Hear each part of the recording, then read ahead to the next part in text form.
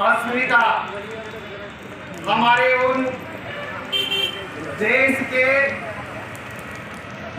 अमरवीर शहीदों की शौर्य कथा, उनके द्वारा दी हुई ये आज़ादी, उनके बलिदान को हम आज याद करते हैं। हमारे देश में जो ये ध्वजा रोहण का कार्यक्रम, ध्वजा फहराने का कार्यक्रम रखा जाता है, यह इसलिए रखा जाता है कि जो इस देश को आजाद कराने के लिए अपनी आहुति दिए हुए हैं, बलिदान दिए हुए हैं, कितना आई तो आधे घंटे में उनको हम आज के दिन याद करते हैं।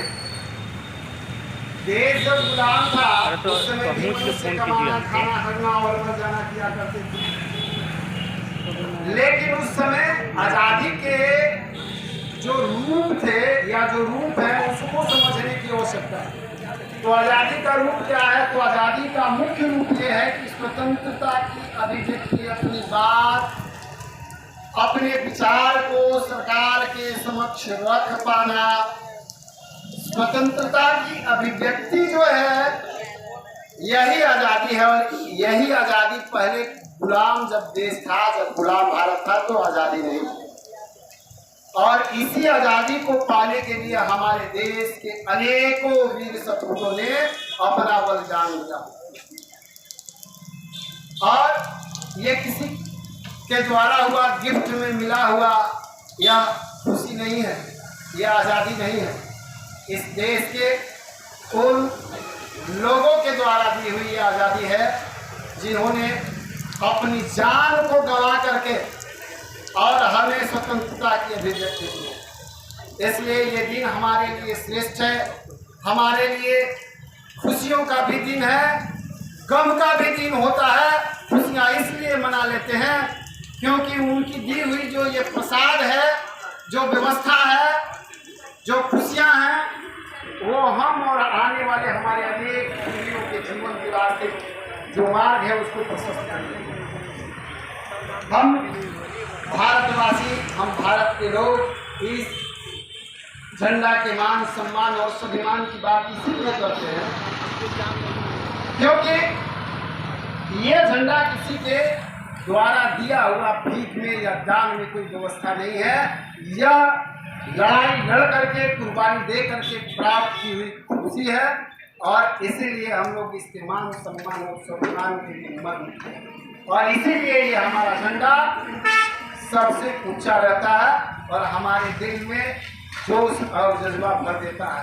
रोंगटे खड़ा हो जाते हैं जब इस झंडा की, इस 15 अगस्त की, इस स्वतंत्रता की बात करते हैं, स्वतंत्रता सेनानियों की बात करते हैं, तो हर भारतीय के दिल में एक नई ऊर्जा, एक नई जज्बा, एक नई क्रांति की लहर उठान मारने लगती है।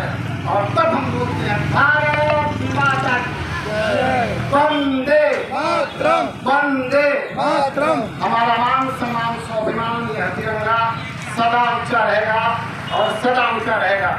राजनीतिक पार्टी है, राजनीतिक विचारधारा है, इस पर प्रकाश डालने वाले डालेंगे। वर्तमान में बिहार की जो राजनीतिक परिदृश्य है, देश की राजनीतिक परिदृश्य है, सब समय में अवसरवादिता आती रही है, अभी भी चल रहा है।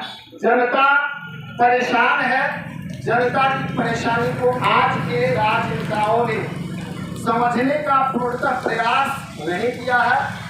सिर्फ पहले जिस तरीके से राजतंत्र में लोग राजा राज करते थे, भले उसके लिए अपने पिता उग्रसेन को भी कंस में डाल दिया था जहर खाने।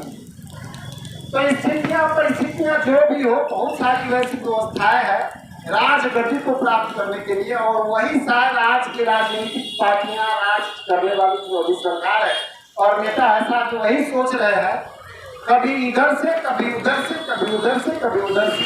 खैर ये चलते रहेगी, लेकिन जनता से, इस देश के लोगों से मैं ये कहूँगा इस तिरंगा के प्रति अपना जोश और जज्बा को बरकरार रखना है। और ये देश आपका है, स्वतंत्रता की विभक्ति आपकी है, अपने विचारों को प्रकट करते रहनी है और अपने मान, सम्मान, स्वाभिमान और सम्मान की बात धरवत करते रहना है। लोगों के बीच में रखना है, किसी को बुरा लगता है तो बुरा लगने दो।